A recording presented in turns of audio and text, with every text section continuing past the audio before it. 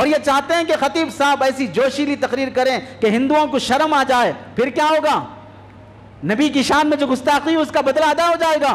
ऐसी बात सुनने के इंतजार में रहते हैं कि बोले हमारे उलमा कि नबी की शान में गुस्ताखी करने वाला जमीन के तहे में छुपा हुआ हो, आसमानों में छुपा हुआ हो, समंदरों की गहराई में छुपा हुआ हो, हम निकाल के उसे बरसरेआम उसके टुकड़े टुकड़े कर देंगे। ऐसे जोशीली बातें सुनना चाहते हैं और सिर्फ बातों के रह गए, जज्बाती तकरीरों के रह गए। हम अगर नबी की शान में गुस्ताखी बर्दाश्त नहीं करते हैं तो नबी की शान में हमने जो गुस्ताखी की है पहले उससे तौबा की जाए। हमने नबी की मुआशरत को, नबी की ज़िंदगी को, नबी की सुन्नतों को अपने घरेलू और मुआशरती ज़िंदगी से जो निकाला है पहले उसकी भरपाई करो। हमारे निकाह हिंदुआना तरीके पर होते हैं, हमारा बिजनेस बोर्ड लगा देते हैं, नो रिटर्न नो एक्सचेंज, ना वापस लेंगे ना फिर बदल के देंगे। और नबी कहता है कि वापस लेने पर तुम्हारे गुनाह माफ़ हो जाते हैं। न बिजनेस सुन्नत वाली, ना निकाह सुन्नत वाला, ना मियाँ बीवी के ताल्लुकात सुन्नत वाले, हर चीज़ में काफिरों का, गैरों का, यूरोपियन कल्चर बसा हुआ है। और एक गुस्ताख और एक घटिया किस्म के, कुत्ते किस्म के इंसान पर भोगने चले हैं उसके बराबर। मुसलमानों, अगर बदला लेने का जज्बा है अपने नबी की शान और अजमत के लिए सुन्नतों वाली जिंदगी वैसी अपनाओ, किसी को जुर्अत ना हो सके कि ऐसे माहौल में वैसी बदतमीजी कर सके। Thanks for watching. Don't forget to like, comment, share and subscribe to Alhamdulillah nahmaduhu wa nasta'inuhu wa nastaghfiruhu wa nu'minu bihi wa natawakkalu alayhi wa na'udhu billahi min shururi anfusina wa min sayyiati a'malina. Man yahdihillahu fala mudilla lahu wa man yudlilhu fala hadiya lahu. ونشهد أن لا إله إلا الله ونشهد أن محمدا عبده ورسوله. أما بعد فقد قال الله تبارك وتعالى في القرآن المجيد والفرقان الحميد. أعوذ بالله من الشيطان الرجيم. بسم الله الرحمن الرحيم. فالذين آمنوا به وعزروه ونصروه واتبعوا النور الذي أنزل معه أولئك هم المفلحون. وقال تعالى يا أيها الذين آمنوا لا تقدموا بين يدي الله ورسوله صدق الله العظيم. اللهم صل على سيدنا محمد وعلى آل سيدنا محمد وبارك وسلم. اللهم صل على سيدنا محمد وعلى آل سيدنا محمد وبارك وسلم. اللهم صل على سيدنا محمد وعلى آل سيدنا محمد وبارك وسلم.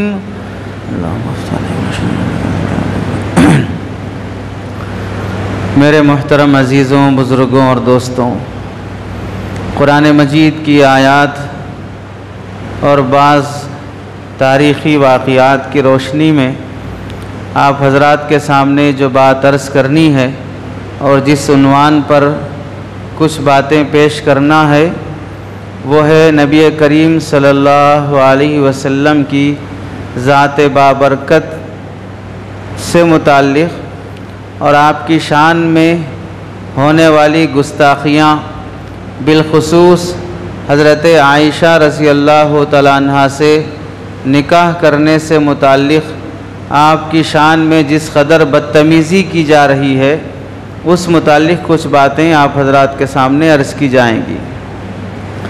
Quran मजीद की आयत में अल्लाह रब्बुल इज़्ज़त इरशाद फरमाते हैं, फ़ल्लज़ीना आमनू बिही, जो लोग अल्लाह के नबी अलैहिस्सलाम पर ईमान लाए, व नसरूहु, अल्लाह के नबी अलैहिस्सलाम की हर एतबार से मदद की, व अज़्ज़रूहु व नसरूहु, अल्लाह के नबी अलैहिस्सलाम की इज़्ज़त, एहतराम, ताज़ीम, तौक़ीर, जैसे नबी की शान, नबी का मर्तबा और मकाम है वैसे आदाब बजा लाए और आपकी हर तरह से मदद की।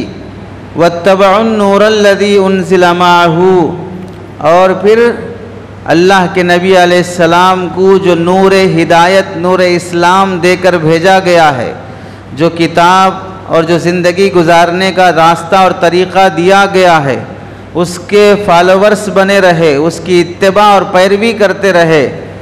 अल्लाह ताला फरमाते हैं वउलाइका हुमुल मुफ्लिहून, यही लोग असल कामयाब हैं।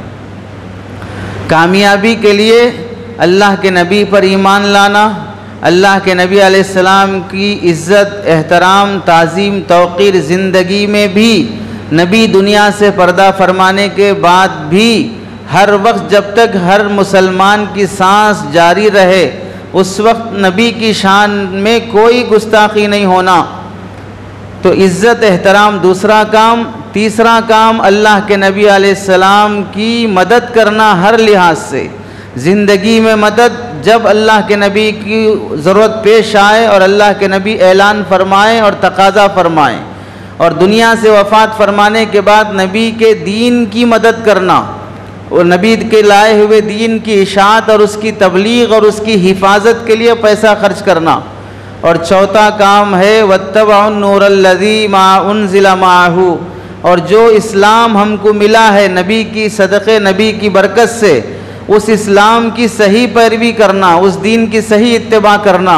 ये चार काम करने वाले दुनिया में भी कामयाब होंगे, आखिरत में भी कामयाब होंगे। अब अगर मुसलमान नाकाम हो रहे हैं, जलील हो रहे हैं, शर्मिंदा और रुस्वा हो रहे हैं, अपने मकसद में कामयाब नहीं हैं, तो उनके वजूहात में से इन चार वजूहात में क्या हो सकता है देख लें। अल्लाह के नबी पर ईमान सब लाते हैं, अल्लाह के नबी की ताज़ीम जैसे करना चाहिए वैसा मुसलमान भी नहीं करता है, अल्लाह के नबी अलैहिस्सलाम की दीन की मदद जैसा करना चाहिए वैसा नहीं की जाती है, अल्लाह के नबी अलैहिस्सलाम के दीन की सुन्नतों की तरीक़े की जैसे इत्तिबा करना चाहिए वैसा मुसलमान नहीं करता है। नमाज में सुन्नत है, मिसवाक का एहतमाम है, फजर की सुन्नत, टोपी की सुन्नत, दाढ़ी की सुन्नत, इसका एहतमाम है। बाज़ में इसका भी एहतमाम नहीं है, लेकिन शादी ब्याह की सुन्नतें, घरेलू मुआशरती सुन्नतें, बीवी बच्चों के साथ, पड़ोसियों के साथ, ताजिरों के साथ, ग्राहकों के साथ, किराएदार और ओनरों के साथ, मालिक मकान के साथ रहने की सुन्नतें, ये सब ज़िंदगी से ख़त्म हो गई हैं। तो फिर अल्लाह तबारक व तआला की इस आयत की रोशनी में ये लोग कामयाब नहीं हो सकते। कामयाबी चाहते हो तो जीने के कुछ उसूल बनाओ।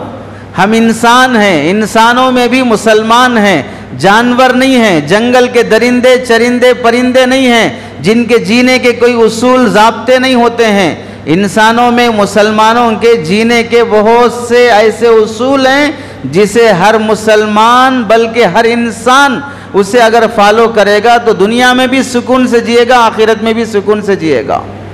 दूसरी आयत में अल्लाह रब्बुल इज़्ज़त इरशाद फरमाते हैं ला तुक़द्दिमू बैन यदैल्लाहि व रसूली, लोगों अल्लाह और उसके रसूल से आगे बढ़ने की कोशिश न करो, उनसे पहले कोई काम न करो।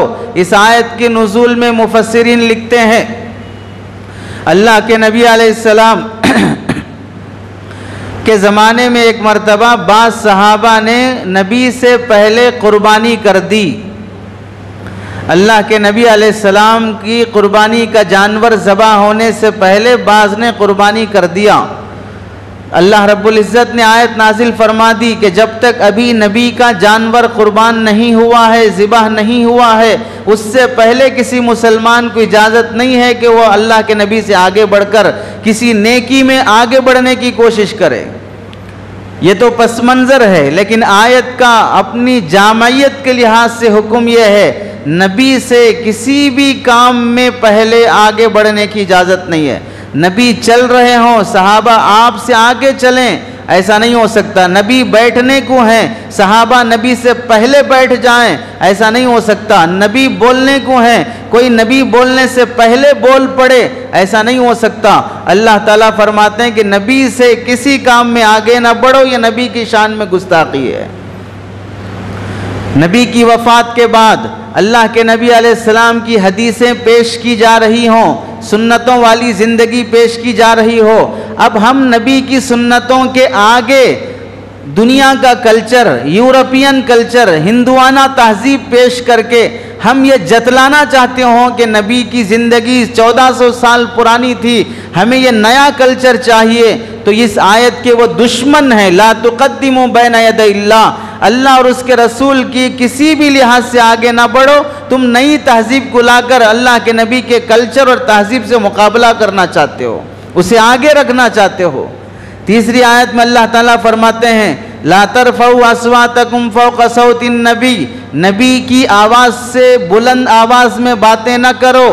नबी जब फरमाना शुरू करें और तुम्हें जवाब देने का मौका हो तो आहिस्ता आवाज़ में जवाब दो। गुस्से में हो, टेंशन में हो, गम में हो, परेशानी में हो, लेकिन तुम्हारी आवाज़ नबी की आवाज़ से ऊंची नहीं होना चाहिए। आयत नाजिल होने के बाद बाज़ सहाबा जिनकी आवाज़ फितरी तौर पर बहुत बुलंद थी, बात आहिस्ता भी करना चाहते लेकिन ज़ोर से निकल जाती, जब आयत नाजिल हुई तो घर में जाकर बैठ गए, रोते रोते थक गए और ये कहने लगे कि मेरे बारे में आयत नाजिल हुई है चूँकि मैं ज़ोर से बात करता हूँ। हालांकि उनका ज़ोर से बात करना बेअदबी गुस्ताखी में नहीं था, उनकी आवाज़ ही ऊंची थी। अल्लाह के नबी अलैहिस्सलाम सहाबी को भेजकर उन्हें बुलवाया और उन्हें तसल्ली दी कि यह आयत तुम्हारे बारे में नहीं है, मुनाफिकों और गुस्ताखी करने वाले जालिमों के बारे में है कि नबी की बात से, नबी की आवाज़ से ऊंची आवाज़ में बात ना किया जाए। चौथी आयत में अल्लाह ताला अल्लाह के नबी अलैहिस्सलाम के मुतालिक फरमाते हैं या अय्युहल मुज़्ज़म्मिल या अय्युहल मुद्दस्सिर या अय्युहन नबी या अय्युहर रसूल। जब जब आयतें नाजिल करके नबी को अपनी तरफ मुतवज्जे करने के लिए बुलाना चाहा तो अल्लाह ताला ने पूरे कुरान में कहीं भी मोहम्मद या अहमद करके नहीं पुकारा। नाम से पुकारना बेअदबी हो सकती है। अल्लाह रब्बुल इज़्ज़त जिसकी शान तमाम मखलूक पर बहुत आला है, उसका कोई हमसर है ही नहीं है, लेकिन अल्लाह की ज़ात बाबरकत ने उम्मत को सिखाने के लिए खुद नबी ने भी कभी अपने हबीब को नाम लेकर नहीं पुकारा। ऐसी इज्जत व एहतराम का लिहाज रखा गया। हज़रत आदम से लेकर हज़रत ईसा तक, या आदम वक़ुल्ना या आदम अस्कुन अंत व ज़ौजुकल जन्ना, आदम को आदम कह के पुकारा, हज़रत नूह को नूह कह के पुकारा, हज़रत इस्माइल को इस्माइल कह के पुकारा, हज़रत ईसा को ईसा कह के पुकारा, नाम लेके बुलाया। लेकिन हमारे नबी की अज़मत और एहतराम में अल्लाह रब्बुल इज़्ज़त ने बंदों को तालीम देने की खातिर पूरे कुरान में कहीं अल्लाह ने अपने नबी का नाम नहीं लिया। कहीं भी पुकारना हो, ऐ मेरे रसूल, ऐ मेरे नबी, ऐ मेरे मुज़्ज़म्मिल, ऐ मेरे मुद्दस्सिर, इस तरह के अलक़ाब से पुकार कर नबी की शान और एहतराम को बाकी रखा। अल्लाह रब्बुल इज़्ज़त ने अब दीगर अंबिया के साथ मामिला फरमाया तो किसी को बात करने के लिए कोहे तूर पे बुलाया, किसी को मछली के पेट में रखा, किसी को अल्लाह ताला ने मुख्तलिफ मौजिज़ात दिए। लेकिन अपने नबी की बारी आती है तो अल्लाह रब्बुल इज़्ज़त ने तमाम नबियों में, तमाम इंसानों में आपकी शान, आपकी अज़मत, आपकी फजीलत बताने के लिए किसी को ऐसी जगह नहीं बुलाया जहां अल्लाह ने अपने नबी को बुलाया और वो अर्श पर बुलाया।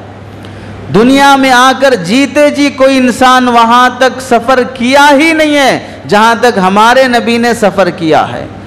इससे बड़ी अज़मत बताने के लिए कोई और दलील काफ़ी हो ही नहीं सकती है कि अल्लाह रब्बुल इज़्ज़त ने अपने नबी की शान बताने के लिए आसमानों पर बुलाए हों, दुनिया में जीते जी जन्नत और जहन्नम की सैर कराए हों और अपनी हम कलामी बराह रास्त नबी से बात किए हों। ऐसा शर्फ, ऐसा मकाम, ऐसी इज़्ज़त किसी को नसीब नहीं हुई।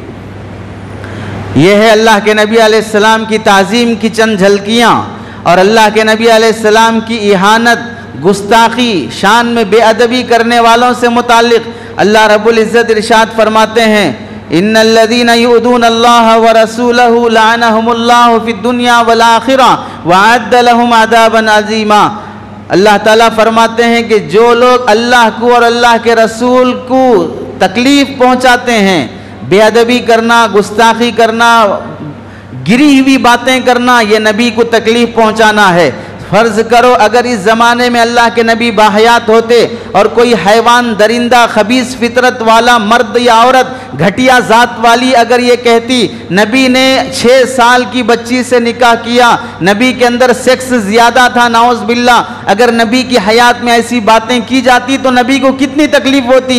नबी के बारे में हम अहले सुन्नत वल जमात का अकीदा है कि नबी अब भी अपने रोज़े मुबारक में क़ब्र अत्हर में बाहयात हैं। नबी को नबी के मुतालिक जो चीज़ें होती हैं वो पहुँचाई जाती हैं। तो आज इस उम्मत के गलीज़ हैवान घटिया किस्म के लोग जब ये बातें करते हैं, नबी को नबी के मुतालिक ये बातें पहुंचेंगी कि तो कितनी तकलीफ अल्लाह के नबी को होगी। अल्लाह फरमाते हैं जो ऐसी तकलीफ देह बातें करते हैं, लानहुमुल्लाहु फिद दुनिया वल आखिरा, अल्लाह की लानत बरसती है ऐसे लोगों पर दुनिया में भी आखिरत में भी। वअद्द लहुम अज़ाबन अलीमा, अल्लाह ऐसे गलीज़ों के लिए दर्दनाक अज़ाब तैयार करके रखा है।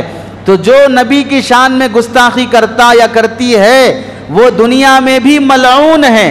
वो किसी की मोहब्बत तो क्या नफरत के भी लायक नहीं है, अपनायत तो क्या दुश्मनी के भी लायक नहीं है, वो जिंदा रहने के क्या दफनाए जाने के भी काबिल नहीं है, दफनाए जाने क्या वो जलाए जाने के भी काबिल नहीं है। ऐसे गलीज बन जाते हैं जब वो अल्लाह और उसके रसूल की शान में तौहीन करते हैं। अल्लाह रब्बुल इज़्ज़त तो अपने नबी की शान में इतनी बेअदबी भी गवारा नहीं की। जब नबी की मजलिस में आके बैठने वाले मुख्तलिफ किस्म के लोगों में मुनाफिकीन भी आकर बैठते थे और वो अल्लाह के नबी को अपनी तरफ मुतवज्जे करने के लिए अरबी में कहते थे राइना।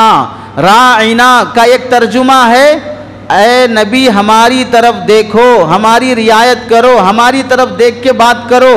आप दूसरों की तरफ देखेंगे तो उनके लिए शर्फ की बात है, हमारी तरफ भी देख के बात करेंगे तो हमारे लिए भी शर्फ की बात है। एक तर्जुमा ये है। दूसरा तर्जुमा ये है, ऐ बकरियां चराने वाले चरवाहे। दूसरा तर्जुमा, मुनाफिकीन ये लफ्ज़ बोलते थे नबी की शान में बेअदबी करने के लिए, चरवाहे का माना लेने के लिए।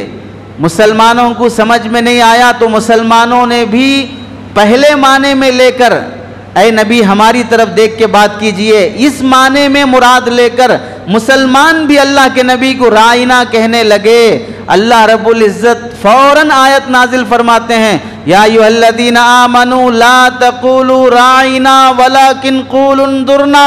ईमान वालों, नबी की शान में नबी को अपनी तरफ मुतवज्जे कराने के लिए राइना का लफ्ज़ भी मत कहो, उन्जुरना कहो। वही माना बोलना है, उन्जुरना कहो, हमारी तरफ देखिए, हमारी तरफ नजर फरमाइए, ये लफ्ज बोलो, राइना का लफ्ज मत बोलो। इतना लफ्ज भी अल्लाह ने अपनी नबी की शान में बेअदबी के लिए बोलना गवारा नहीं किया।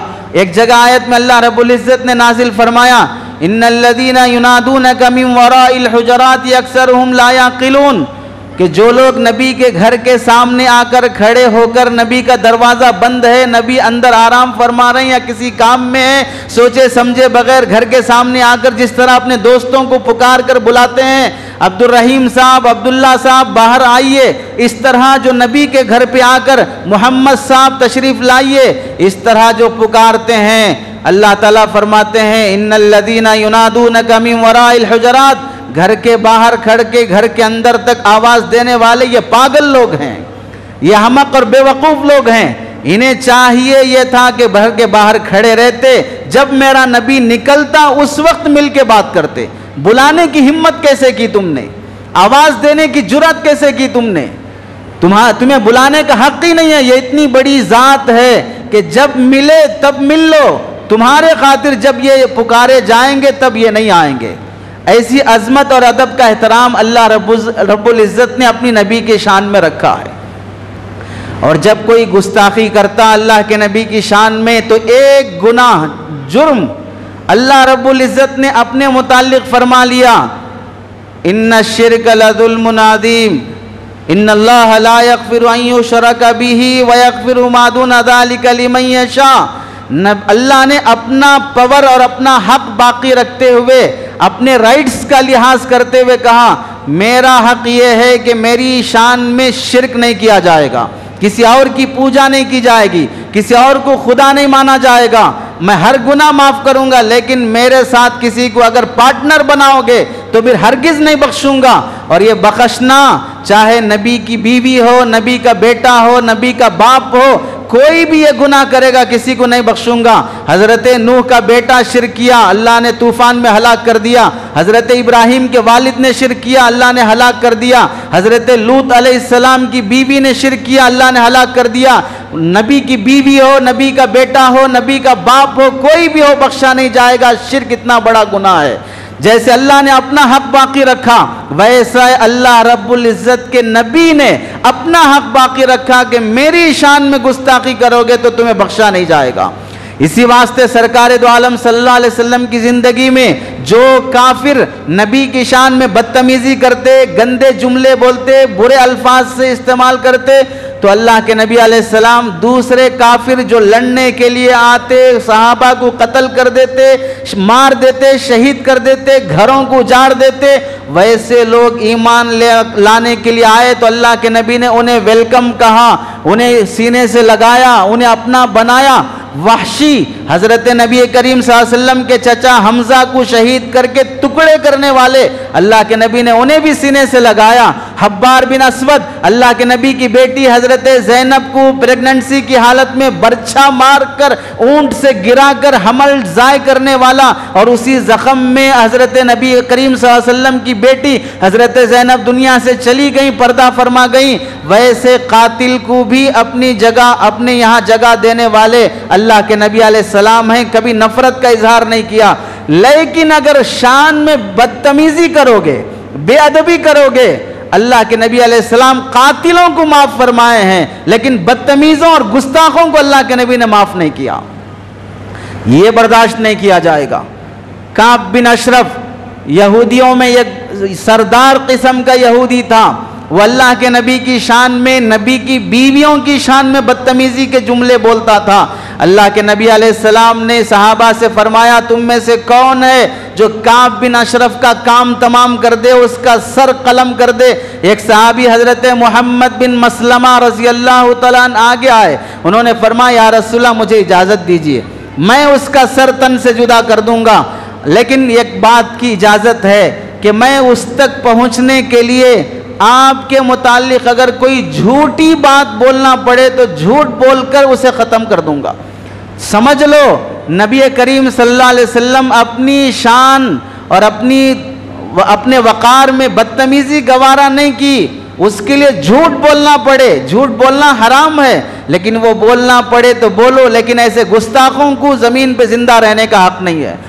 हज़रत मोहम्मद गए, काब बिन अशरफ से मिलने के लिए पैगाम भेजा, ये आया, आने के बाद ये कहने लगे कि हमसे गलती हो गई, हम मोहम्मद के दीन पर ईमान नहीं लाना चाहिए था, हम भोले बन गए। मोहम्मद पहले नमाज पढ़ने बोले, नमाज पढ़े, हम अपने बुतों को छोड़कर ये खुदा को माने, उसके बाद रोज़े रखो बोले, रोज़े रखे। अब आकर हमसे कहते हैं कि ज़कात भी दो, पैसे दो। पहले भूखा मारे, रोज़े रखकर हमारे खुदाओं से दूर कर दिए, अब हमारे पैसे लेने पे आ गए, ज़कात दो बोल रहे हैं, हम नहीं दे सकते, क्या करें? हमारे घरों में फाका चल रहा है, घर में बीवी बच्चों को खाना नहीं है। काब बिन अशरफ कहने लगा, मैंने पहले ही कहा था कि मोहम्मद धोखेबाज है, उसकी बातों में मत आओ, वो जादूगर है। तो अब मोहम्मद बिन मसलमा कहने लगे, खैर अब तो हो गया, कुछ अनाज दे दो हमारे बीवी बच्चों के गुजारे के लिए। काब बिन अशरफ कहने लगा, गिरवी के लिए, गारंटी के लिए हमारे पास कोई चीज़ रख के जाओ। हमारे पास कुछ है ही नहीं तो क्या रखे, हम खुद फाके में हैं, परेशानी में हैं। काब बिन अशरफ गलीज सोच का इंसान, वो कहने लगा, तुम्हारी बीवियां हमारे पास रख के जाओ। ये कहने सब्र, बहुत सब्र से काम लिया, ऐसा जुमला बर्दाश्त के काबिल नहीं होता है। इन्होंने कहा कि देखो तुम सरदार हो, खूबसूरत हो, मालदार हो, हमारी बीवियां तुम्हारे पास रहेंगी तो कहीं ऐसा ना हो कि तुम्हारे मोहब्बत में फंस जाएं और कल के दिन हमारे हाथ से हमारी बीवियां निकल जाएं। वो कहने लगा, फिर अपने बेटे हमारे पास गिरवी रखो, अपनी औलाद गिरवी रखो। कहने लगे, 2-4 निवालों के खातिर औलाद को हम गिरवी रखेंगे तो फिर हमारी औलाद को जिंदगी भर ताना दिया जाएगा कि तुम्हारे बाप ने चंद वक्त के खाने के लिए तुमको गिरवी रख दिया था, इस वास्ते हम कुछ नहीं कर सकते। हाँ, हमारे पास तीर है, तलवार है, नेज़ा है, ये हथियार तुम्हारे पास रख सकते हैं। ये बहाना था हथियार उसके पास लेकर पहुंचने का। ये हथियार उस तक लेके जाने का बहाना था, हम कल हमारे हथियार तुम्हारे पास लेके आएंगे। दूसरा दिन आया, 3-4 सहाबा को लेकर हथियार लेकर घर पे पहुंचे और उसे बाहर बुलाया। आने के बाद इन्होंने कहा कि तुम्हारे जिस्म से बहुत अच्छी खुशबू आती है। तो कहा हाँ, आज मैंने बहुत बेहतरीन उम्दा इतर लगाया है, थोड़ा हमें भी सूंघने की इजाज़त है। पहले ज़माने में सर में खुशबू लगाई जाती थी, दाढ़ी में लगाई जाती थी, अब तो मुसलमानों का हाल ये कि जुमा को एक दिन भी नहीं लगाते खुशबू, पूरा हफ्ता तो बदबू से भरे रहते ही हैं, लेकिन जुमा का एक दिन भी खुशबू लगाने का एहतमाम नहीं है। तरस आता है मुझे उन औरतों पर जो ऐसे पसीने और बदबूदार मर्दों को बर्दाश्त करती हैं। बीवियों का हक है, जैसे हजरत इब्न अब्बास फरमाते हैं कि जैसे तुम चाहते हो कि तुम्हारी बीवी बन सवर कर, दुल्हन बनकर, मेकअप करके अच्छी तरह दिखे, बीवियां औरतें भी इंसान हैं, वो भी चाहते हैं कि मेरा शौहर भी मुझे स्मार्ट दिखे, अच्छा दिखे। इसलिए कई सहाबा बनते सवरते थे बीवियों के खातिर। अल्लाह के नबी की बीवियां बनती सवरती थी शौहरों के खातिर। अब तो पूरा समाज कबाड़ा और कचरा बन गया है। हम भी सवरेंगे फंक्शनों में जाने के खातिर, वो भी सवरेंगी पार्टियों में जाने के खातिर। मियाँ बीवी एक दूसरे के लिए सवरने का तस्वुर ख़त्म ही हो गया। बस वो शादी के पहले के एक हफ्ता चंद दिन, जुमागी के 5 जुमा तक सवरेंगे, उसके बाद फिर पुरानी हैवानियत पे आ जाएंगे। करीब आकर बात करते हुए घिन आती है किसी से मुसाफा करते हुए, जिस्म से पसीने की बदबू, मुंह से गंदी बदबू, मिसवाक का एहतमाम नहीं। अल्लाह के नबी अलैहिस्सलाम ने इस्लाम को पाकीज़ा बनाया है। खुशबू नबी की पसंदीदा चीज़ है, खुशबू नबी की पसंदीदा चीज़ है। मुसलमान एक पाकीज़ा समाज वाला होता है, वरना देख लो दूसरे मजहबों में ज़रूरत से फारिग होने के बाद, वाशरूम जाके आने के बाद धोने का रिवाज नहीं, टिश्यू पेपर से पोंछ लेता है आज भी अमेरिका का सदर। लेकिन धोने का, पाक साफ रहने का रिवाज और सुन्नत इस्लाम ने सिखाया है। जब उसके जिस्म से खुशबू आने लगी तो सूंघने की इजाज़त चाहिए। ये भोलेपन में हाँ सूंघो, बिल्कुल इजाज़त है। सर सूंघाने लगा, जब सर करीब किया सहाबा ने उसके सर के बालों को जोर मजबूती से पकड़ा और तीसरे ने वार करके सर तन से जुदा कर दिया। वहीं पर उसका काम तमाम हो गया। और सुबह खबर पहुंची फलां कबीले के सरदार को किसी ने कत्ल कर दिया है। अल्लाह के नबी अलैहिस्सलाम ने फरमाया जिसने भी कत्ल किया है उसका खून माफ़ है, उसका बदला नहीं लिया जाएगा, उसका हिसाब नहीं होगा। ऐसे जालिमों को धरती पे जीने का हक ही नहीं है। ये धरती अल्लाह की है, यहाँ की नेमतें उसके रसूल की बरकत से हैं। जो अपने पैदा करने वाले का बाकी बन जाए उसे जिंदा रहने का हक ही नहीं होता है। अगर कोई मुल्क की बगावत कर ले, टेररिस्ट बन जाए और हुकूमत के खिलाफ निकलकर नक्सलाइट बन जाए तो हुकूमत क्या करती है? उसे अपने मुल्क में जिंदा रहने का हक नहीं देती है। हुकूमतें 5 साल की आने जाने वाली झूठी हुकूमतें, रिश्वत देकर वोट हासिल करने वाली, फितना फसाद फिरकावारियत फैलाकर, जान और खून बहाकर वोट बैंक करने वाली हुकूमतों को अपनी इज्जत का इतना वक़ार है कि मेरे खिलाफ नहीं जा सकते और नक्सलाइट नहीं बन सकते वरना तुम्हें कत्ल कर देंगे। तो फिर जो शाहों का शाह, बादशाहों का बादशाह और शहनशाहों का शहनशाह, उसके खिलाफ अगर कोई बगावत करेगा तो उसे जिंदा रहने का हक कैसे हो सकता है? 5 साल की हुकूमतों के खिलाफ कोई बोल नहीं सकता और अल्लाह के नबी की शान में कोई खिलाफ में बोल दे फिर भी उसे रहने का हक होगा। समझो, जितना दुनिया में अल्लाह के नबी अलैहिस्सलाम की शान में गुस्ताखी की जाएगी उतना नबी की शान बढ़ती जाएगी। 1400 साल पहले कोई मीडिया नहीं, यूट्यूब नहीं, ट्विटर नहीं, फेसबुक नहीं, इंस्टाग्राम नहीं, कोई नहीं था। उस जमाने से लेकर आज तक अगर दुनिया में किसी के फॉलोवर्स ज्यादा हैं बिलियनों की तादाद में, वह सिर्फ और सिर्फ मोहम्मद सल्लल्लाहु अलैहि वसल्लम है। मीडिया और फिर यूट्यूब के हीरो ये तो चाहते हैं कि हमारे फॉलोवर्स ज्यादा हैं, खुश होते हैं देखकर मेरे वीडियो को लाइक करने वाले कितने हैं, मेरे फॉलोवर्स कितने हैं, 2 लाख उनके फॉलोवर्स हैं, 10,000 उनके फॉलोवर्स हैं। इस पर खुशी मनाने वाले सुन लेना चाहिए, जिसका कोई मीडिया नहीं, जिसका कोई यूट्यूब नहीं, जिसका कोई फेसबुक नहीं, उसके मानने वाले दुनिया में सबसे ज्यादा हैं, जिसके कोई मानने वाले उतने नहीं हो सकते हैं। हर सुबह शाम अज़ा में उनका नाम लिया जाता है, नमाज में उन पे दरूद पढ़ा जाता है। इज्जत व एहतराम बाकी रखने के लिए अल्लाह ने पूरी उम्मत से फरमाया, जब भी मेरे नबी का नाम आएगा तुम पर ज़रूरी है कि तुम दरूद पढ़ोगे। अल्लाह के नबी अलैहिस्सलाम के फुक़हा ने यह आसान कर दिया, ज़िंदगी में एक बार दरूद पढ़ना वाजिब है, बाकी मोहब्बत का तकाजा यह है कि जब भी नबी का नाम आए दरूद पढ़े।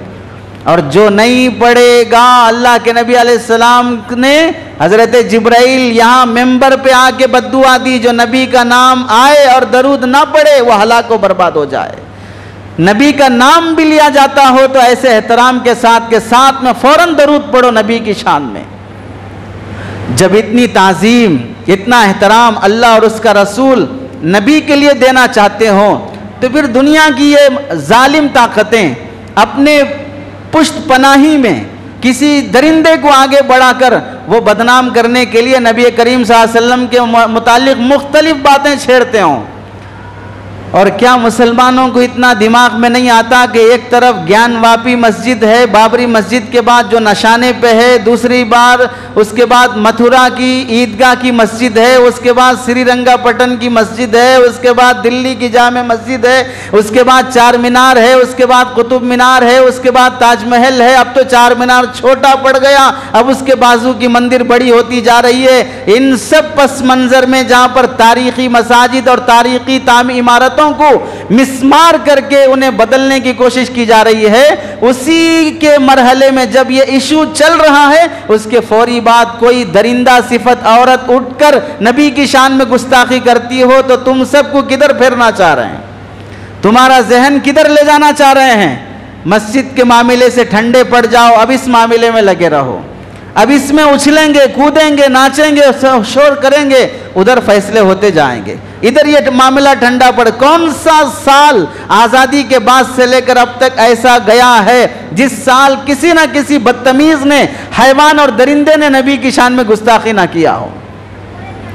सांप का काम डंक मारना है, उसका काम जहर देना ही है। इतनी दरिंदगी आज दुश्मनों में भर गई है, जंगल के दरिंदे भी ऐसे इंसानों को देखकर शर्माते हैं। इतना जहर आज इंसानों में फैल गया है कि सांप और बिच्छू भी इतने जहरीले नहीं हैं, वो भी ताज्जुब करते हैं कि हम में इतना जहर नहीं, इंसानों में इतना जहर कैसे आ गया। अगर किसी पत्थर से और पहाड़ की चट्टान से जाकर ये कहोगे चलो इंसान बनते हैं, तो वो चट्टान भी ये कहेगी अभी मैं इतना सख्त नहीं हुआ कि इंसान बन सकूं, अभी मैं इतना सख्त नहीं हुआ कि इंसान बन सकूं। इंसानों जैसी दरिंदगी और हैवानियत हैवानों में भी नहीं पाई जा रही है। ना किसी के भूखे मरने का, ना किसी की जॉब जाने का, ना किसी का घर उजड़ने का, ना किसी के मजहब पर आंच आने का कोई एहसास नहीं है। मस्त नींद में सोते रहेंगे। मुल्क में क्या चल रहा है, क्या फसादात हो रहे हैं, क्या जलाया जा रहा है, क्या बेचा जा रहा है, क्या खरीदा जा रहा है, किसी से कोई परवाह नहीं है। हम अपना गाय मूत्र बड़े मज़े से पीते रहेंगे, अपना गोबर बड़ी लज्जत से खाते रहेंगे और अपने मजहब की पूजा और प्रचार करने में इसी को बुनियाद बनाएंगे। हमने कभी किसी के मजहब को छेड़ा? मुसलमानों की इजाज़त है कि तुम हिंदुओं के मजहब को छेड़ो? ना कभी छेड़ने की इजाज़त है, ना किसी को छेड़ने का हक हासिल है। मजहब चाहे सही हो, गलत हो, आसमानी हो, ज़मीनी हो, लेकिन जब कोई मजहब बन गया, उसके मानने वाले बन गए, उसकी बातें सही हैं, गलत हैं, लेकिन मुसलमानों को हुक्म नहीं है ला तसुब्बुल्लज़ीना यदऊना मिन दूनिल्लाहि फयसुब्बुल्लाह अदवन बिगैर इल्म। मुसलमानों को इजाज़त नहीं है कि किसी भी मजहब के बारे में बदतमीजी की बातें ना करो। वो फिर बदतमीजी पर आएंगे और तुम्हारे अल्लाह और उसके रसूल को बुरा भला कहना शुरू करेंगे। जब हर मजहब वाले को अपने मजहब पर चलने की इजाज़त है तो फिर ऐसी बातें करने का हक कहाँ से हासिल है? क्यों ऐसी जबानों पर लगाम नहीं उठता है? 15 मिनट छोड़ दो बोलने वाले पर केस हो सकता है, तो फिर ऐसी गंदी बातें करने वाले कैसे आज़ाद घूम सकते हैं? एक तरफ अकेले निहत्ते मुसलमान को दरिंदों का एक जमघट्टा हमला करके कत्ल कर देता है, मॉब लिंचिंग के केसेस बन नहीं पाते हैं, मासूम बच्चियों का एक एक हफ्ता रेप करके उसकी लाश नाली में फेंक दी जाती है, ऐसे दरिंदे भी आज़ाद घूम सकते हैं। ऐसी हैवानियत पनप रही हो और उसे पाला जा रहा हो, कोई पूछने वाला नहीं है। और फिर ऊपर से पाकीज़ा मजहब के पाकीज़ा पेशवा रहबर सरकारे दो आलम सल्लल्लाहु अलैहि वसल्लम, जिसके पसीने में भी अल्लाह ने खुशबू रखी है, फूलों में वो खुशबू नहीं है, इतर और स्प्रे में वो खुशबू नहीं है जो खुशबू अल्लाह ने नबी के पसीने में रखी हो। दुनिया भर के इलाज और दवाइयों में वो शिफा नहीं है जो नबी के लुआब मुबारक में अल्लाह ने वो शिफा रखी है। ऐसे नबी पर कीचड़ उछालने की जुर्रत ये गलीज और घटिया फितरत का इंसान और औरत ही कर सकती है। उसे चाहिए कि अपने बाप दादा के नस्ब को तलाश कर ले, कहीं ना कहीं जाकर वह हराम की औलाद ही निकलेगी। उसकी नस्ल हलाल की नहीं हो सकती जो नबी पर उंगली उठाना चाहता या चाहती हो। अल्लाह के नबी अलैहिस्सलाम की शान में गुस्ताखी करते हुए हजरत आयशा रज़ी अल्लाह तआला अन्हा के मुताल्लिक ये कहना कि 6 साल की उम्र में अल्लाह के नबी मोहम्मद ने एक छोटी बच्ची से निकाह किया। 6 साल की उम्र निकाह की उम्र होती है। तारीख के हवाले से सुनो, अल्लाह के नबी अलैहिस्सलाम ने 25 साल की आयन जवानी, और नबी की ताकत आम इंसानों की ताकत से ज़्यादा होती है। नबी में पावर आम इंसानों से ज़्यादा होता है। अरब का माहौल, अरब के लोग, आज जो अरब हैं 1400 साल के बाद उनकी जो ग़िज़ाएँ हैं, आज के अरब के बारे में भी पूरे इंसान ये कहेंगे कि वे अरब के लोग बहुत गर्म रहते हैं, बहुत ताकत में रहते हैं। आज के अरब के बारे में जब तुम्हारा ये गुमान है तो 1400 साल पहले वाले अरब, और उसमें नबियों का नबी, वो कितना गर्म मिजाज का होगा। वो ऐसा जवान पहलवान निकाह करता है 25 साल की जवानी में 40 साल की औरत से, जिसके 2 निकाह पहले हो चुके हैं, जिसकी 4 औलाद पहले हो चुकी है। 40 साल की औरत से निकाह कर रहा है। 55 साल तक, 55 ईयर्स तक उसी औरत के साथ अल्लाह के नबी जिंदगी गुजारते हैं, कोई दूसरा निकाह नहीं करते। अब बताओ, अगर खुदा ना करे नबी में शहवत परस्ती, सेक्स की फीलिंग ज्यादा थी, तो शादी ऐसी बेवा औरत से की जाती या किसी जवान लड़की से की जाती, और बेवा औरत से शादी करने के बाद फिर उसकी ज़िंदगी में किसी और औरत से निकाह क्यों नहीं फरमाया। खुदा ना करे, अल्लाह ना करे, अगर शहवत परस्ती थी, 6 साल की उम्र में हज़रत आयशा से निकाह करने के बाद 9 साल की उम्र में रुखसती हुई है, 3 साल इंतज़ार क्यों किया? शादी के फौरी बाद हम बिस्तरी क्यों नहीं फरमाई? 3 साल तक इंतज़ार करने की वजह क्या है?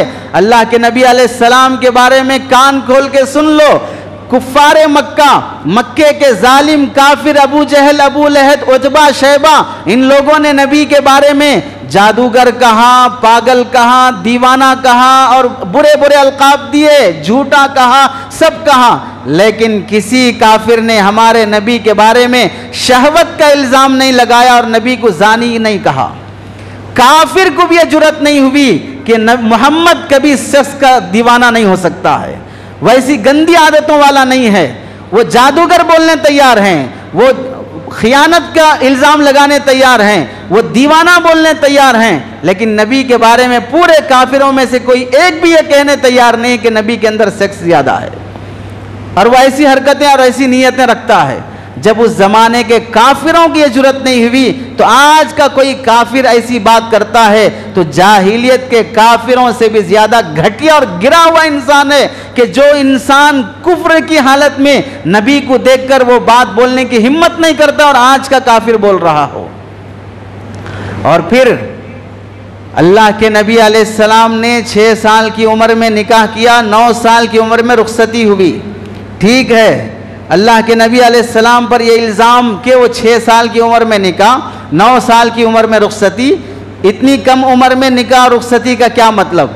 अल्लाह के नबी अलैहिस्सलाम पर इल्ज़ाम देने से पहले ये सुन लो और समझ लो, निकाह करने के लिए लड़की को मेंटली और फिजिकली फिट होना चाहिए, दिमाग जहन भी तैयार हो शादी के लिए और हम बिस्तरी के लिए, और जिस्म भी उसकी ताकत रखता हो, तो वो लड़की शादी के काबिल मानी जाती है। अब किस उम्र में कौन सी लड़की शादी के काबिल मानी जाती है, उसके लिए क्या उम्र होनी चाहिए, वो उम्र किसी मुल्क में मुतय्यन नहीं है, किसी मजहब में मुतय्यन नहीं है। उसकी चंद मिसालें, हमारे हिंदुस्तान में शादी की उम्र के लिए कौन सा साल तय है कि अगर इससे कम उम्र में शादी करेगा कोई शख्स तो फिर वो मुजरिम कहलाएगा। लड़की के लिए 18 साल की उम्र, उससे कम उम्र में शादी करेगा तो फिर वो इल्लीगल शुमार होगा। तो हिंदुस्तान का कानून ये कहता है कि 18 साल से पहले कोई लड़की मेंटली और फिजिकली फिट नहीं हो सकती, इसलिए इसका निकाह दुरुस्त नहीं है। ठीक है, मुल्क को अपना कानून बनाने की इजाज़त है। अमेरिका का कानून जो इस वक्त चल रहा है वो ये है कि लड़की 16 साल से पहले निकाह नहीं कर सकती, 16 साल के बाद कर सकती है। तो क्या मतलब हुआ? अमेरिका ये समझता है कि हमारे मुल्क की लड़कियां 16 साल में फिट हो जाती हैं, तो वहां की लड़कियां 16 साल में अगर निकाह कर लें तो इंडिया में आकर वो बसेगी तो इंडिया उसको मुजरिम कहेगा? क्यों नहीं कहेगा? तुम्हारा कानून तो 18 साल का है, फिर क्यों उसकी 16 साल की उम्र में तुम क्यों उस पर ऑब्जेक्शन नहीं करते? वहां तुम्हारी ऐसी की तैसी कर दी जाएगी। क्यों? उनका कानून उनको है, हमारा कानून हमको है। अगर कुछ मुंह खोलेंगे तो वो बम डाल देगा। इस वास्ते अमेरिका के खिलाफ कुछ नहीं बोल सकते। और फिर आगे चलो, अमेरिका के ही एक इलाके में, एक सूबे में, जहां पर निकाह की उम्र के लिए नेक्सस एक सूबा है अमेरिका का, जहां पर 14 साल की उम्र में लड़की निकाह के काबिल हो जाती है और वहां की लड़कियां 14 साल में निकाह करती हैं। अब खुद अमेरिका में 16 साल, अमेरिका के एक सूबे नेक्सस में 14 साल की उम्र में अगर निकाह हो जाता है तो फिर वो लड़की आकर हिंदुस्तान में बसती है तो फिर क्या हिंदुस्तान उसे मुजरिम कहेगा? जबकि वो 14 साल में निकाह करके आई है। और आगे चलो, रोमन एम्पायर के ज़माने में, नबी के आने से पहले, उस ज़माने में लड़की शादी के काबिल 12 साल की समझी जाती थी। 12 साल में निकाह कर दिया जाता था। कम से कम 12 साल में निकाह हो जाना चाहिए। तो अब यहाँ हमारे मुल्क में 16 साल, अमेरिका में 14, अमेरिका में, हमारे मुल्क में 18 साल, अमेरिका में 14 साल, नेक्सस में, अमेरिका में 16 साल, नेक्सस में 14 साल। रोमन एम्पायर के ज़माने में 12 साल में निकाह होता है और कोई वो जुर्म नहीं है, कानून के खिलाफ नहीं है। और आगे चलो, हमारे मजहब को छोड़कर हिंदू धर्म में, हिंदू मजहब में जो निकाह करने का रिवाज है, लड़की बालिग होने से पहले ही उसकी शादी कर दी जाए। मनुस्मृति में लिखा है कि लड़की बालिग होने से पहले उसकी शादी कर दी जाए। Gautama page number, फिकरा number 15। और उसी में लिखा है मनुस्मृति में, बाप को चाहिए कि अपनी बेटी की शादी उस वक्त कर दे जबकि वह अभी चलती फिरती हो, अपने कपड़ों का उसे लिहाज भी ना हो, कभी नंगी भी रह जाती हो, उसी उम्र में निकाह कर देना चाहिए। अगर निकाह नहीं करेगा, वो लड़की बालिग हो जाएगी तो बाप गुनहगार होगा और वो लड़की अपने जात के लिहाज से छोटी बन जाएगी, गिर जाएगी, घटिया जात की हो जाएगी और ऐसी लड़की से निकाह करने वाला भी घटिया होगा। कहाँ लिखा है? अपने मजहब की किताब मनुस्मृति उठाकर देख लो। और वहाँ इसी तरह हिंदू मजहब में मनुस्मृति में लिखा है कि लड़के की उम्र अगर 30 साल की हो तो लड़की की उम्र 12 साल की होना चाहिए। लड़के की उम्र 24 साल की हो तो लड़की की उम्र 8 साल की होना चाहिए। लड़का 24 साल का है तो लड़की 8 साल की होना चाहिए, 8 साल की होना चाहिए। और हमारे नबी अलैहिस्सलाम जो निकाह किए हैं, रुखसती हुई 9 साल की उम्र में, 9 साल की उम्र में। और फिर आगे महाभारत में लिखा है लड़की की शादी की उम्र 10 साल से लेकर 7 साल तक है। 7 साल से 10 साल में लड़की की निकाह हो जाना चाहिए, महाभारत में लिखा है। और आगे श्लोकाश उन्हीं की किताब में लिखा है लड़की की उम्र कम से कम 4 से 6 साल की उम्र है। ये हमारे मजहब की किताब नहीं है, हमारे गैर मुस्लिम भाइयों के मजहब की किताब है।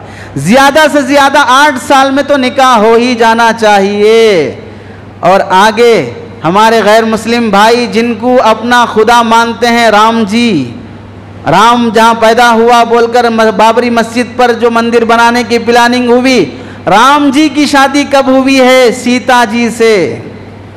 अपनी किताब तारीख उठाकर देख लो। जब रावण ने उन्हें किडनैप किया, अगवा किया, उस वक्त सीता जी ने कहा कि मैं 18 साल की हूँ, 12 साल से अपने शोहर के साथ रह रही हूँ, 18 साल की हूँ, 12 साल से अपने शोहर के साथ रह रही हूँ। रावण ने जब किडनैप किया तो सीता जी ये बोल रही हैं, तो 18 साल की लड़की ये बोले कि मैं 12 साल से शोहर के साथ हूँ, तो शादी कब हुई है?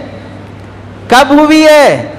6 साल की उम्र में हुई है। राम जी का निकाह 6 साल की उम्र में सीता जी से हो सकता है। वो सेक्स नहीं है, वो जिना नहीं है। और राम जी के भाई लक्ष्मण जी, राम जी के साड़ू लक्ष्मण उनके साड़ू होते हैं, इन्होंने सीता जी की बहन हुर्मिला से निकाह किया। और हुर्मिला सीता जी से छोटी है उम्र में, हुर्मिला सीता जी से छोटी उम्र की है। और राम जी का लक्ष्मण जी का दोनों का निकाह एक ही दिन में हुआ है। अब बताओ, जब 6 साल की उम्र में सीता जी का निकाह हो रहा है और हुर्मिला उनसे छोटी उम्र की है और लक्ष्मण जी से निकाह हो रहा है और एक ही दिन में निकाह हो रहा है, तो 5 साल की उम्र में निकाह हो सकता है लक्ष्मण साहब का, और मोहम्मद साहब का निकाह नहीं हो सकता है।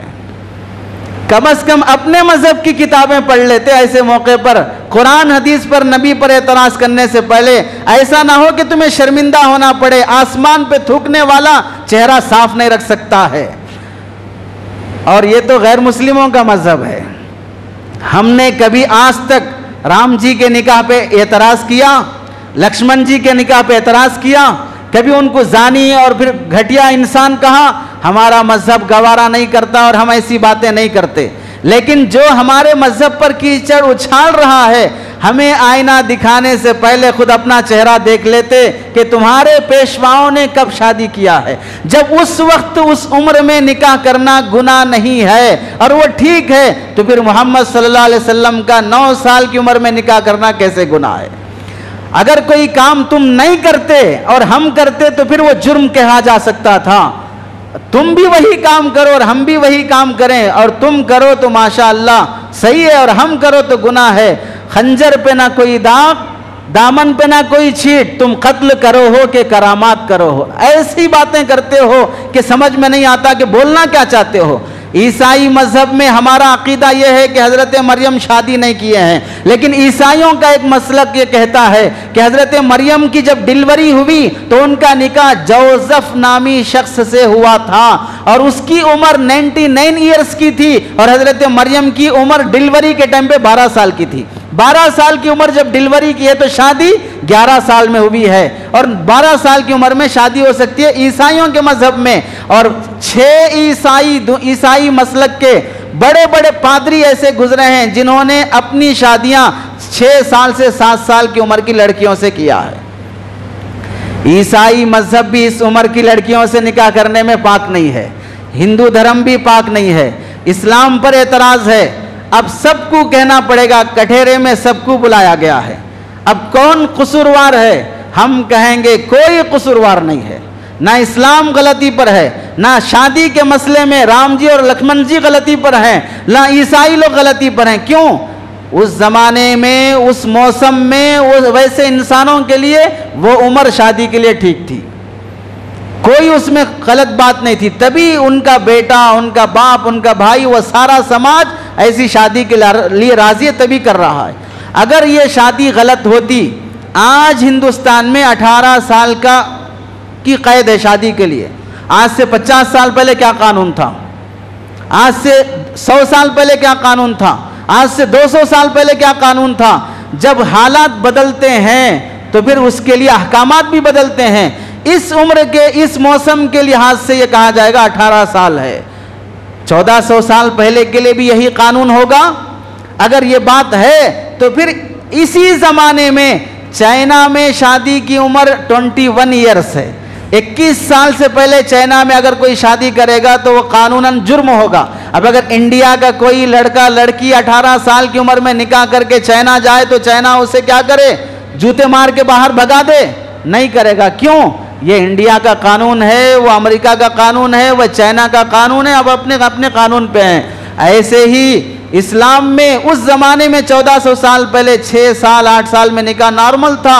जैसे हिंदुओं में राम जी लक्ष्मण जी 6 साल की उम्र में, 5 साल की उम्र में निकाह कर सकते हैं। हमारे नबी के पास तो हजरत आयशा की रुखसती 9 साल की उम्र में हुई है और राम जी लक्ष्मण जी का निकाह और रुखसती भी 5 और 6 साल में हुई है। 9 साल की उम्र में निकाह करने वाले पर एतराज है और 5 साल 6 साल में निकाह करने वाले पर एतराज नहीं हो सकता है। हम ये कहते हैं जिन्होंने भी जिस उम्र में भी निकाह किया सब ने सही किया है। वो मौसम, वो हालात, उस लिहाज के लिहाज से कोई किसी पर एतराज़ नहीं हो सकता है। जैसा कि आज भी इस मुल्क में बाज़ इलाके, राजस्थान के इलाके ऐसे हैं जहाँ पर लड़का लड़की की शादी 16-17 साल में हो जाती है। आज भी जाके देख लो, जब कानून होने के बाद भी इस उम्र में हो जाती है और कोई उसे गुनाह नहीं समझता है, तो फिर 1400 साल के पहले होने वाली बात को आज कैसे गुनाह समझा जाएगा। और अल्लाह के नबी अलैहिस्सलाम ने 9 साल की उम्र में हज़रत आयशा से निकाह करके उम्मत पर जो एहसान किया है, वो एहसान, उसका बदला कोई अदा नहीं कर सकता है।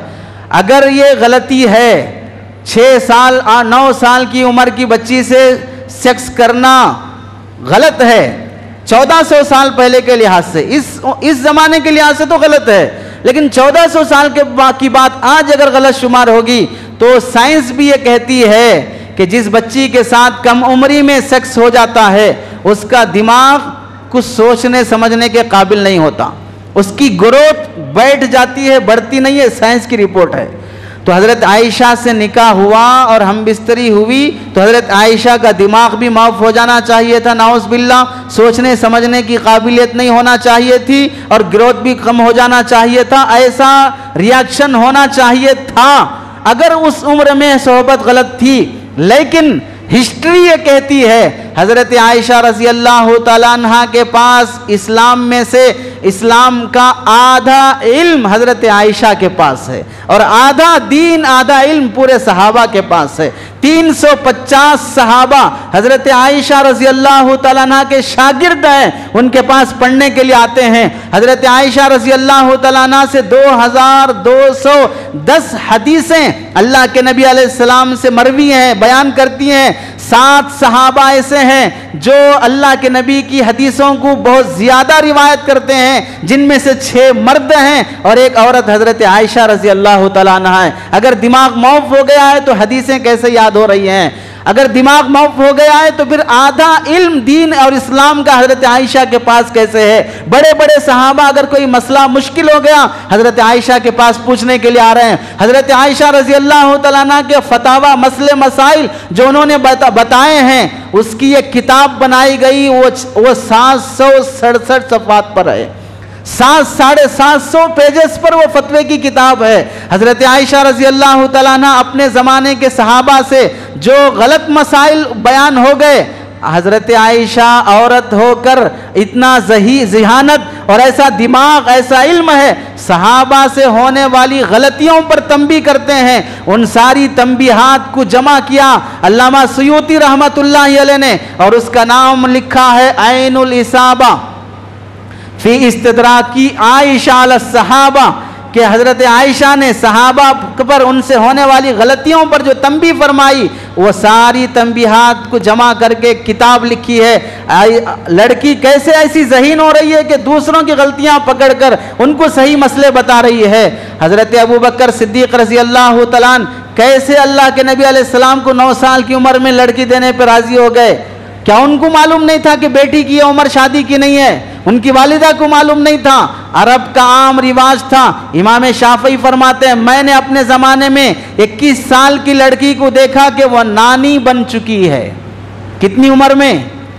21 साल की उम्र में वो नानी बन चुकी है। इमाम शाफई फरमाते हैं। इमाम बुखारी रहमतुल्लाह अलैह के उस्ताद वो फरमाते हैं, मैंने एक लड़की को देखा 22 साल की उम्र में वो नानी बन चुकी है। हज़रत मुआविया रज़ी अल्लाह तआला अन्हु अपने बेटे के मुतालिक उनके बारे में लिखा है, उन्होंने जब अपने बेटे का निकाह किया तो उस औरत की उम्र 6 साल की थी। मालूम हुआ अरब में ये बात आम थी, कोई आयब की बात नहीं थी। तो जब इतनी हकीकत है तो फिर अल्लाह के नबी पर एतराज़ कैसे? और फिर आए दिन मुल्क और बैरून मुल्क में छोटी छोटी बच्चियों पे जो रेप हो रहा है और उन्हें मार कर काट कर नालियों में डाला जा रहा है, इस पर तो हम पाबंदी नहीं लगा सकते और बढ़ती हुई महंगाई का हम जवाब नहीं दे सकते। जॉब जाने के गम में फांसी लेने वाले को मुंह नहीं दिखा सकते। किसान पर जुल्म करके 750 किसानों को फांसी लेने पे मजबूर करते हुए हमें शर्म नहीं आती। और हर दिन आए दिन फिरकावारियत, फसादात, लड़ना झगड़ना, मस्जिदों पर नाजायज कब्जे और बड़ों की शान में गुस्ताखी करते हुए हमें दिखाई नहीं देता। और जब हमारा कोई मुसलमान बंदा, मुसलमान मुल्क अरब से जूते मारता है और वहाँ पर हिंदुस्तान की बनाई हुई मसनूआत का बाइकाट करता है और वहाँ हिंदुस्तान के गैर मुस्लिम भाइयों को निकालने का ऐलान करता है, तब हमें हैबत आ जाती है और माफ़ी मांगने के लिए और फिर तलवे चाटने के लिए यहाँ से फिर हम हदिये भेजते हैं, नहीं माफ़ कर दो। और फिर अब बोलने आते हैं हम किसी मजहब के लोगों को इजाज़त नहीं देते कि वो मजहब के पेशवाओं को, रहनुमाओं को बुरा भला कहें। हम ऐसा बोलने वाले, ऐसा करने वाले नहीं हैं और गुस्ताखी करने वालों को सीट से हटा देते हैं। ये सारी अकल जूते पड़ने के बाद याद आई। ये सारी अकल जब वहां बैरून मुल्क से मुसलमानों के बाइकाट करने के बाद याद आई। जब यहां कही जा रही थी कि हर मजहब को सुकून से जीने दो, हर मजहब का इज्जत और एहतराम करो, किसी के बारे में बदतमीजी मत करो, तब अकल नहीं आ रही थी। अब हमारे मुसलमान भाई भी सुन लें, ऐसे हंगामी मौक़ों पर हम इंतज़ार में रहते हैं कि हमारे उलमा खुतबा क्या करेंगे, तंजीमें जमातें क्या करेंगी, क्यों सब खामोश बैठे हैं, क्यों कोई ऐलान नहीं होता। ये जज्बे किस पे दिखा रहे हैं? उलमा पे दिखा रहे हैं, तंजीमों तारीखों पे दिखा रहे हैं। तुम्हारी प्रॉपर्टी पर, ज़मीन पर, बीवी बच्चों पर कोई नाजायज़ हमला करे, वहाँ किसी आलिम का, किसी तंजीम का इंतज़ार नहीं होता। अपनी ज़ात से ही निकल कर जो करना है कर लेंगे, मर्डर कर देंगे, कत्ल कर देंगे, केस होगा देख लेंगे। वो हिम्मत अपनी ज़ातियात पे दिखाने वाले नबी की शान में क्यों नहीं दिखा सकते? वो किसी के बयान का, किसी के जज्बाती तकरीर का क्यों इंतज़ार करते हैं? और ये चाहते हैं कि खतीब साहब ऐसी जोशीली तकरीर करें कि हिंदुओं को शर्म आ जाए। फिर क्या होगा? नबी की शान में जो गुस्ताखी उसका बदला अदा हो जाएगा। ऐसी बात सुनने के इंतजार में रहते हैं कि बोले हमारे उलमा कि नबी की शान में गुस्ताखी करने वाला जमीन के तह में छुपा हुआ हो, आसमानों में छुपा हुआ हो, समंदरों की गहराई में छुपा हुआ हो, हम निकाल के उसे बरसरेआम उसके टुकड़े टुकड़े कर देंगे। ऐसे जोशीली बातें सुनना चाहते हैं और है हिम्मत जाके उसे बाहर निकालने की, है हिम्मत ऐसी उसे बाहर निकालने की। सिर्फ बातों के रह गए, जज्बाती तकरीरों के रह गए। हम अगर नबी की शान में गुस्ताखी बर्दाश्त नहीं करते हैं तो नबी की शान में हमने जो गुस्ताखी की है पहले उससे तौबा की जाए। हमने नबी की मुआशरत को, नबी की ज़िंदगी को, नबी की सुन्नतों को अपने घरेलू और मुआशरती ज़िंदगी से जो निकाला है पहले उसकी भरपाई करो। हमारे निकाह हिंदुआना तरीके पर होते हैं, हमारा बिजनेस बोर्ड लगा देते हैं, नो रिटर्न नो एक्सचेंज, ना वापस लेंगे ना फिर बदल के देंगे। और नबी कहता है कि वापस लेने पर तुम्हारे गुनाह माफ हो जाते हैं।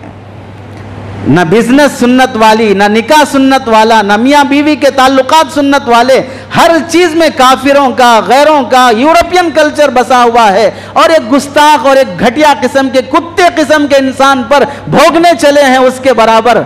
मुसलमानों, अगर बदला लेने का जज्बा है, अपने नबी की शान और अजमत के लिए सुन्नतों वाली जिंदगी वैसी अपनाओ, किसी को जुर्रत ना हो सके कि ऐसे माहौल में वैसी बदतमीजी कर सके।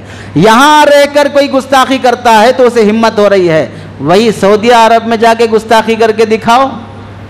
क्यों नहीं होती? इस वास्ते नहीं होती कि उन्होंने ऐसे माहौल को बरकरार रखा कि यहां बदतमीजी बर्दाश्त नहीं की जाएगी। और समझो, जब हिजाब का मसला उठा क्या कर्नाटक में, उस वक्त भी कुवैत ने और दूसरे ममालिक ने पाबंदी लगाई तो यहां पर वो मसला दबा। अब जब गुस्ताखी का मसला उठा, उधर से पाबंदी लगती है तो यहां मसला दब रहा है, माफी मांगने आ रहे हैं। पता क्या चला? जब कोई इंसान पावर में आ जाता है और वो किसी का बाइकाट करता है तो फिर आदमी को झुककर तलवे चाटने पड़ते हैं। अब अपनी गलती माननी पड़ती है। मालूम यह हुआ कि तुम पावर में आने की कोशिश करो, उसके बगैर सड़कों पर कितना भी चीखोगे, ये चीखों के बदले में एक तुम्हारी आवाज जो पार्लियामेंट के अंदर होगी उसका बदल नहीं हो सकती है। अल्लाह से दुआ है कि अल्लाह अमल की तौफीक नसीब फरमाए। आमीन व आखिर दावाना अनिल हम्दुलिल्लाहि रब्बिल आलमीन।